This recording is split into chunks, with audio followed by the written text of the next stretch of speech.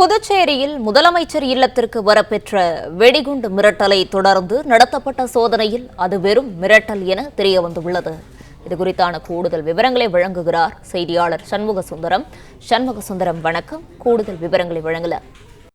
விடுதிக்கு இன்று காலை இமெயில் மூலம் வெடிகுண்டு மிரட்டல் வந்தது. உடனடியாக அங்கு காவல்துறை மற்றும் மோப்பநாய் மற்றும் வெடிகுண்டு நிபுணர்கள் சோதனை மேற்கொண்டிருந்த போதே புதுச்சேரி முதலமைச்சர் அலுவலகத்திற்கு வந்த மெயிலில் அவரது இல்லத்திற்கு பிலாசிப்பேட்டை அமைந்துள்ள ஒரு இல்லத்திற்கு வெடிகுண்டு இருப்பதாக மிரட்டல் வந்தது. உடனடியாக புதுச்சேரியினுடைய காவல் கண்காணிப்பாளர் தலைமையில் போலீசார் உடனடியாக அங்கு இருக்கக்கூடிய அவருடைய இரு வீடுகளிலும் சோதனை மேற்கொண்டனர். மேலும் மோப்பநாய் மற்றும் வெடிகுண்டு நிபுணர்கள் அப்பகுதி முழுவதும் சல்லடியாக சோதனை மேற்கொண்டனர். மேலும் அவர் அருகே உள்ள அப்பா பைத்தீஸ்வரர் கோயிலிலும் இன்று அவர் பூஜை ஏற்பட்ட போது அங்கேயும் சோதனை மேற்கொண்டனர். ஆனால் சோதனை மேற்கொண்ட பின்பு அது வதந்தி என கண்டறியப்பட்டுள்ளது. புதுச்சேரியில் மட்டும் இன்று ஒரே நாளில் 5க்கும் மேற்பட்ட இடங்களில் இந்த வெடிகுண்டு மிரட்டல் ஆனது வந்தது.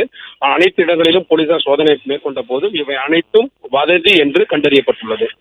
பிளே ஸ்டோர் மற்றும் ஆப் ஸ்டோரில் இருந்து பாலிமர் செயலியை QR கோடு மூலம் பதிவிறக்கம் செய்யுங்கள். செய்திகளை உடனுக்குடன் பெறுங்கள்.